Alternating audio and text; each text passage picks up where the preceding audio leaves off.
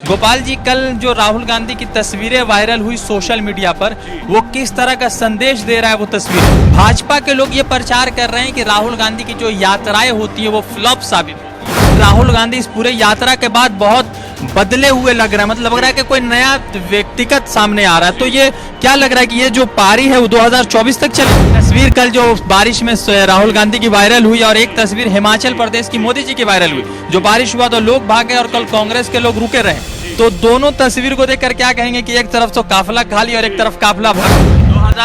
2022 में आप internet 5G के जमाने में चप्पल से पांव पैदल चल रहे हैं। मोदी जी की तरह आप सैटेलाइट के जरिए राहुल जी भी सभा कर लेते हैं। एक चीज बताइए कि हिंदू मुसलमान की राजनीति का विराम कब लगा? पूरा कर्नाटका के लोग जो है, बहुत ज्यादा लोग हिंदी नहीं समझते हैं, तो कर्नाटका में कैसा प्यार आपको मिला? द लाइव टीवी, सच सबसे आगे। नमस्कार, आदाब, मैं रज़ा अंसारी और आप सभी का स्वागत है द लाइव टीवी पर। लगातार जो है भारत जोड़ो यात्रा में हम लोग शामिल है और हमारे साथ जो है बिहार के एक हमारे साथी है और वो भी भारत जोड़ो यात्रा का हिस्सा है।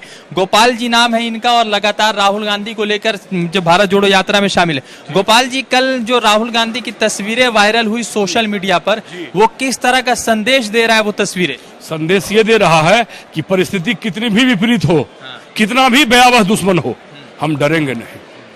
भारत एक है और हमारे नेता भारत जोड़ने के लिए निकले हैं और हम उसको पूरा कर रहे हैं। और कैसा भी तूफान हो, आंधी हो, बारिश हो, कोई भारत जोड़ो यात्रा को रोक नहीं सकता है। और ये मैं नहीं, हमारे माननीय नेता श्री राहुल गांधी जी कह रहे हैं कि ये यात्रा अब होकर रहेगी, पूरा होकर रहेगी कश्मीर तक, कन्याकुमारी से। कल 2 अक्टूबर था तो राहुल गांधी जी का यही कह रहे थे कि हम जो है किसी से डरने वाले नहीं है, कोई हमें रोक नहीं सकता।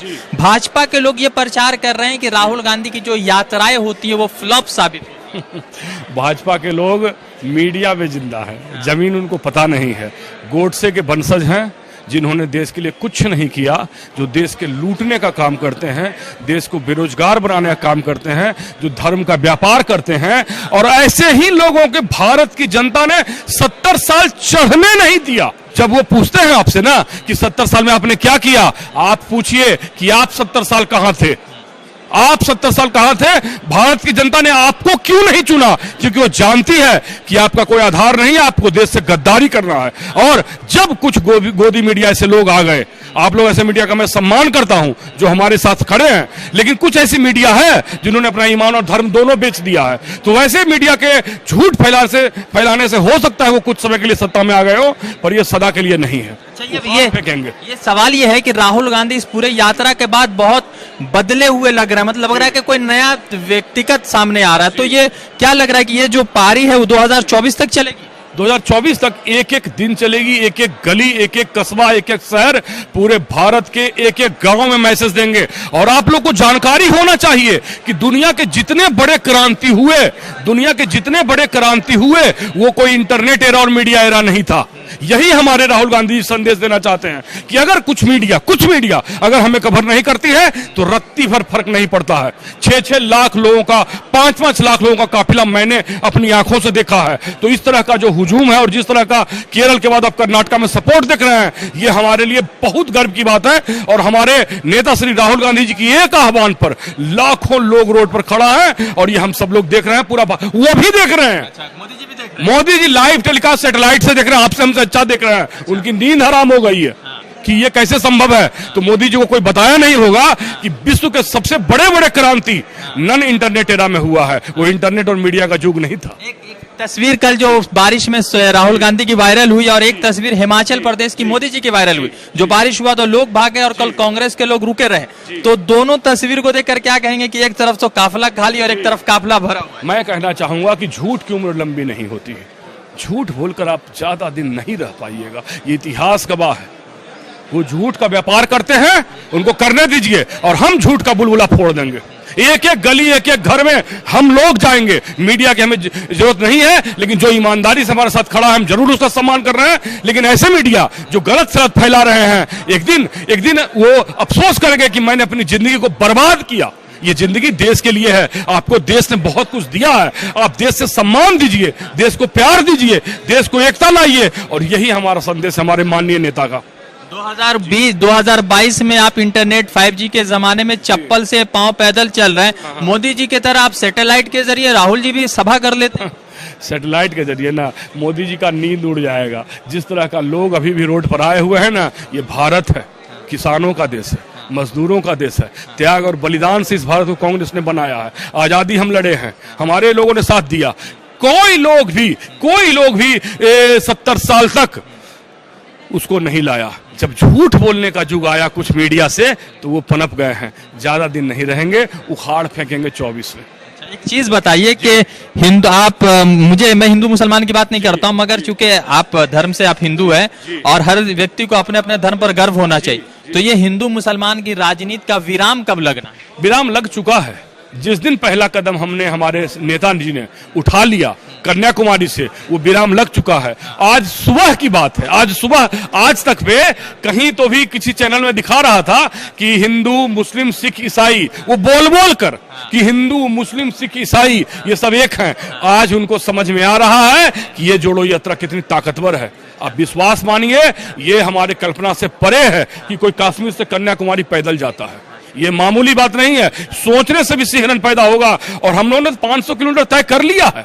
अब किस बात का डर है? तो वो समझ रहे हैं कि जिस तरह से हमें महान जनता का, भारत की जनता का सपोर्ट मिल रहा है, और आप एक आगे देखिएगा कि किस तरह से मध्य प्रदेश में और भी कई राज्यों में, तेलंगाना आएगा, आंध्र आएगा, सभी जगह पर हमें भयानक सपोर्ट मिल रहा है। क्यों? क्योंकि हम भारत के लोग शांति प्रिय हैं। हमने किसी का कुछ नहीं लूटा। कई बार बाहर के लोगों ने आके आक्रमण किया, हमारी शांति को भंग किया, लेकिन उसके बावजूद भी हम एक हैं, और आज भी एक हैं। और हम माननीय नेता श्री राहुल गांधी जी के नेतृत्व में आज हम पैदल चल रहे हैं, और आप लोगों से बातचीत हो रही है। आखिरी सवाल करके एंड करेंगे कि पूरा कर्नाटका के लोग जो है, बहुत ज्यादा लोग हिंदी नहीं समझते हैं, तो कर्नाटका में कैसा प्यार आपको मिल रहा है? कर्नाटका में जबरदस्त।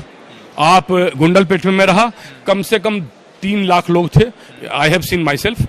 कम से कम 2.5 से 3 लाख लोग थे गुंडलपेट में। और यहाँ जब मैं कल देख रहा हूँ, बहुत बड़ा काफिला है। और आप आगे भी अभी कर्नाटका में 20 दिन रहना है, तो आप ये देखिए कि कैसे हमारे नेता राहुल गांधी जी एकता का संदेश दे रहे हैं, और उस एकता के संदेश को कैसे लोगों ने सहर्ष स्वीकार किया है। आप जो कुछ बिकाऊ मीडिया है ना, उसके हिसाब से देश में कोई एकता का संदेश मानने वाला नहीं है। लेकिन बिकाऊ मीडिया हमसे और आपसे हाई रेजोल्यूशन में वो वीडियो देख रहा है कि कितने लाखों लोग, महिलाओं का प्यार, छोटे छोटे बच्चों को गोद में लेकर वो लोग खड़े हैं, 4 साल 5 साल के बच्चों को रोड पर चलाकर। इस तरह का प्यार गांधी जी को ही मिला होगा आजादी की लड़ाई लड़ने में, और आज हमें मिल रहा है। आजादी की तो लड़ाई नहीं जी, आजादी की लड़ाई नहीं है, लेकिन हमारे राष्ट्र को एकता का संदेश देना है। हम नहीं चाहते कि हमारा देश किसी गृह युद्ध के कगार पर पहुंचेगा। जब कभी भी युद्ध होता है, दोनों पक्ष का नुकसान होता है। ऐसा कोई युद्ध धरती पर नहीं हुआ है। हम किसी भी धर्म से हो, हम भारतीय हैं, और हमारे नेता ने समझाया कि हम लोग भारतीय हैं। और कब था जो जोड़ रहे हैं? भारत टूटा कब था? ये दिन भर जो मीडिया पर ज्ञान वापी, लब, जिहाद, इनसे बेरोजगारी का सवाल करो। इनसे 2 करोड़ लोगों का सवाल कीजिए। इनसे 2 करोड़ लोगों का सवाल कीजिए कि 2 करोड़ रोजगार का क्या हुआ। इनसे बोलिए कि 1200 रुपए सिलेंडर तुम कैसे बेच रहे हो। ये क्रिमिनल ऑफेंस है, आप जानते हैं। ये महंगाई नहीं है। भारत के लोग, प्रधानमंत्री जी जो हैं, वो कहते हैं कि पुलिस मेरे पास में है, मिलिट्री मेरे पास है, जो मन में आएगा मैं कर दूंगा। 300 रुपए के सिलेंडर को 1200 रुपए कर दिया। पेट्रोल 120 रुपीज मिल रहा है। अब how you will justify all this things? 2 crore रोजगार, भयानक रोजगारी से ये देश गुजर रहा है, भयानक बेरोजगारी से, बैंकरप्सी के कगार पर है ये देश। और इतना ही नहीं, आप उनसे पूछिए कि जो आपने युवक को वादा किया 2 करोड़ रोजगार, आज क्या हुआ उसका? आपने रेलवे बेच दिया, बैंक बेच दिया। सबसे अधिक रोजगार जो देता है वो बैंक और रेलवे देता है, आपने उसको ऑलमोस्ट प्राइवेटाइज कर दिया। तो ये सब क्रिमिनल ऑफेंस है। जब आप इसकी ऑडिटिंग करवाएंगे ना, सीएजी की, एयर इंडिया उन्होंने कैसे बेचा? किसी का है क्या? सीबीआईडी तो आप लोगों के खिलाफ काम करने दीजिए ना। सीबीआईडी क्या कर लेगा? आता क्यों नहीं है? अरे मैं ही बोल रहा हूँ क्या? हमारे ही राज्य में राहुल जी को तो लगातार भेजी। हाँ, तो भेजो ना, अभी भेजो अभी भी भेजो। मैं तो बोल रहा हूँ। अभी बिहार में नीतीश कुमार जी ने भाजपा को बाहर कर दिया, भाजपा मुक्त कर दिया बिहार को, और उन्होंने बोला कि आए सीबीआई, मेरा तो एड्रेस है, ये करने मार गए, आ जाए। तेजस्वी यादव ने कहा कि मेरे घर में, हाँ, मेरे घर में खोलो, कहेगा ना। कितना दिन आप दुरुपयोग कीजिएगा? कितना दिन? नहीं कर पाइएगा। ये संविधान से देश चलता। देश, भारत बदलेगा, बदल रहा है, और बदल रहा है एक पॉजिटिव दिशा में बदल रहा है। उनके मीडिया के द्वारा चलाए हुए ज्ञानवापी से भारत नहीं बदल रहा है। भारत में एकता का भाव आ रहा है। भारत एक महान चेंजेस की ओर बढ़ रहा है। और आप देखिएगा कि जब ये यात्रा पूरी रूप में आ जाएगी और जब हम कश्मीर पहुंचेंगे तो समस्त भारत में एक लगेगा। और उस समय हमारे नेता को आप देखिएगा कि हमारे नेता ने कितने साहस का परिचय दिया है। और नफरती राजनीति में ये एकता का संदेश कैसे संभव? जबरदस्त संभव है। नींद उड़ी हुई है आरएसएस के लोगों की। आज तक पर एक हिंदू, मुस्लिम, सिख, ईसाई 4 लोग को जमा करके कुछ तो भी कार्यक्रम कर रहे थे। एक ही महीना में ये नौबत आ गया। रामदेव भी बोल दिए कि राहुल जी हाँ, बाबा रामदेव बोलेंगे ही।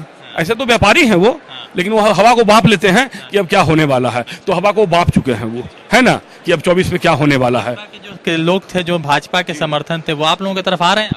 आना ही है, आएंगे ही। नहीं आएंगे तो 2-4% रह जाएंगे, खत्म हो जाएंगे। उनको जो जिन्होंने भाजपा का समर्थन किया उनको पूछना चाहिए कि आपने इस देश के लिए कितने संस्थान बनाए, कितने स्कूल खोले, कितने कॉलेज खोले, कितने अस्पताल बनाए। आज ये जो कोरोना की भयंकर महामारी हुई उस पर सारे अस्पताल राज्य के और केंद्र के कांग्रेस के बनाए हुए थे। इन्होंने कुछ नहीं, इन्होंने सिर्फ देश बेचने का काम किया है। एयर इंडिया, बैंक, रेलवे और तमाम सरकारी संगठन को बेच के महंगाई बढ़ाना और बेरोजगारी बढ़ाना। और इसके पीछे उनका साफ मकसद है कि जब बेरोजगारी होगी जनता, जब गरीब होगा जनता, तो हम धर्म का व्यापार कर सकेंगे। लेकिन हम बिहार के लोग हैं, अंग्रेजों से भी नहीं डरे थे।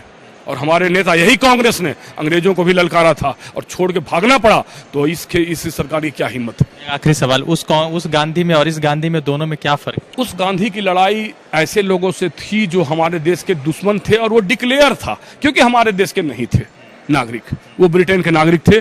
उनका काम ही था देश के गरीब देशों को कब्जा करना और उनको लूटना। इस बार लड़ाई ज्यादा भयानक है क्योंकि दुश्मन आपके अंदर का है, आपके घर का है। बहुत अफसोस की बात है कि भारत इस कगार पर पहुंच गया कि भारत के दुश्मन भारतीय बने हुए हैं धर्म की आड़ पर। यह हमें शोभा नहीं देता है। कुछ दिनों के लिए उनको बरगला लिया गया है, लेकिन हमारे राहुल गांधी जी का करिश्मेटिक ट्रैवलिंग देखकर वो बदलेंगे। वो समझेंगे कि भारत एक है, गंगा जमुना एक है, और भारत त्याग और बलिदान से बना है। इसको हिलाना आसान नहीं है। तो भारत जोड़ो यात्रा में चौथे दिन का काफिला है। लगातार जो है भारत यात्री यहाँ पर शामिल है, लोगों से बातचीत हो रही। अब सवाल महत्वपूर्ण यह है कि भारत जोड़ो यात्रा में जो राहुल गांधी के ऊपर लगातार एलिगेशन भाजपा लगा रही, उन एलिगेशन को लेकर भाजपा खुद सेटबैक होती नजर आ रही, क्योंकि झंडे के ऊपर उन्होंने सवाल उठाया, टी शर्ट के ऊपर उठाया, और बारिश में जिस तरह से राहुल गांधी भीगते हुए बोल रहे थे उस पर सवाल उठाए। तो आज का काफिला क्या कुछ होता है और इस भारत जोड़ो यात्रा में कुछ अपडेट आने वाला है, तमाम अपडेट से आपको रूबरू कराते रहेंगे। रजा अंसारी की रिपोर्ट लाइव टीवी के लिए। जुड़ते दूसरे अपडेट के साथ। धन्यवाद। द लाइव टीवी, सच सबसे आगे।